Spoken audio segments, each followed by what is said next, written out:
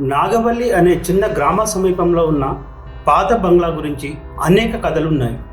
రాత్రి సమయంలో ఆ బంగ్లా లోపల అరుపులు చప్పుళ్ళు వస్తాయని గ్రామస్తులు చెప్తారు. రాము ఒక జమీందారు కొడుకు, పట్నంలో చదువుతున్నాడు. రాము పట్నం నుంచి తన స్నేహితులు రాజు, వినయ్ మరియు కిరణ్తో కలిసి సెలవుల్లో నాగవల్లికి వచ్చాడు. జమీందారు తోటలో పనిచేస్తున్న సావిత్రిని చూశారు. సావిత్రి 16 ఏళ్ల అందమైన యువతి. పల్లెటూరి అమాయకత్వం ముఖంలో కనిపిస్తుంది. ఆమెతో రాము మరియు అతని స్నేహితులు మాట కలిపారు. నమ్మించి పాత బంగ్లా వైపు తీసుకువెళ్లారు. మద్యం తాగుతూ ఒకరి తర్వాత ఒకరు ఆమెను అనుభవించారు. ఈ విషయం బయటికి తెలుస్తుందని ఆమెను చంపేసి ఆ బంగ్లాలోనే పాతిపెట్టారు. మరుసటి రోజు ఉదయం నలుగురు పట్టణానికి వెళ్ళిపోయారు. సావిత్రి కనిపించకపోవడంతో సావిత్రి తల్లి పోలీసులకు కంప్లైంట్ ఇచ్చింది.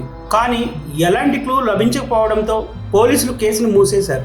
చనిపోయిన సావిత్రి పాత బంగ్లాలో దెయ్యంలా మారి వారి కోసం ఎదురు చూస్తోంది. కొన్ని రోజుల తర్వాత రాము తన గ్రామానికి తిరిగి వచ్చాడు. రాము రాత్రి ఇంట్లో నిద్రిస్తున్న సమయంలో సావిత్రి ఆత్మ అక్కడ ప్రత్యక్షం కాగానే భయంకరమైన గాలి, ఆ గాలికి కిటికీలు విపరీతంగా శబ్దం చేస్తున్నాయి. రాము మెలకువ వచ్చి చూశాడు. ఎదురుగా సావిత్రి ఆత్మ అతన్ని తలక్రిందులుగా వేలాడతీసి, అమాయకంగా నన్నెందుకు చంపారురా, కోపంగా గర్జిస్తూ, నన్ను చంపిన మీకు చావు తప్పదురా అంటూ రామును గోడకేసి కొట్టింది. రాము మరణించాడు. రాము మరణ వార్త తెలిసిన అతని స్నేహితులు రాజు, వినయ్ మరియు కిరణ్ గ్రామానికి వచ్చారు. వారు రాము ఇంటికి వెళ్ళి అతని తల్లిదండ్రులను రాము మరణం గురించి విచారించారు.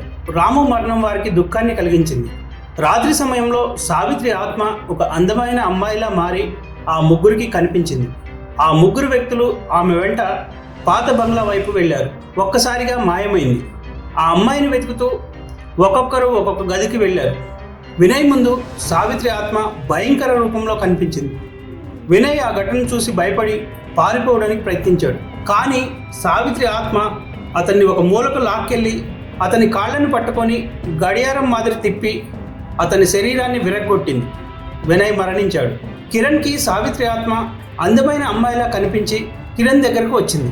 కిరణ్ నవ్వుతూ, నీ గురించే వెతుకుతున్నా, కనిపించకుండా వెళ్ళిపోయావు అని ఆ అమ్మాయిని పట్టుకున్నాడు. అంతే, అందమైన యువతి దెయ్యంలా మారిపోయింది. కిరణ్ ప్రాణాలు రక్షించుకోవడానికి బంగ్లా నుండి బయటకు వెళ్ళడానికి ప్రయత్నించాడు. సావిత్రి ఆత్మ అతన్ని ఆపేసి అతని కళ్ళల్లోకి చూస్తూ అతనికి తాను చేసిన పాపాలన్నీ గుర్తు చేసింది. భయంతో కిరణ్ వణికిపోయాడు. కిరణ్ తల వెంట్రుకలు పట్టుకొని ఒక్కసారిగా గాల్లోకి లేపి విసిరి కొట్టింది. అంతే, కిరణ్ అక్కడికక్కడే చనిపోయాడు. ఇది చూసిన రాజు అక్కడి నుంచి పారిపోయి పోలీస్ స్టేషన్లో లొంగిపోయి జరిగిన విషయాన్ని పోలీసులకు వివరించాడు. పోలీసులు న్యాయస్థానం ద్వారా అతనికి శిక్ష విధించారు. సావిత్రి ఆత్మ తనకు జరిగిన అన్యాయానికి ప్రతీకారం తీర్చుకొని శాంతి పొందింది. నాగవల్లి గ్రామం ఇప్పుడు ప్రశాంతంగా మారింది. గ్రామస్తులు సావిత్రి ఆత్మకు న్యాయం జరిగిందని భావించారు.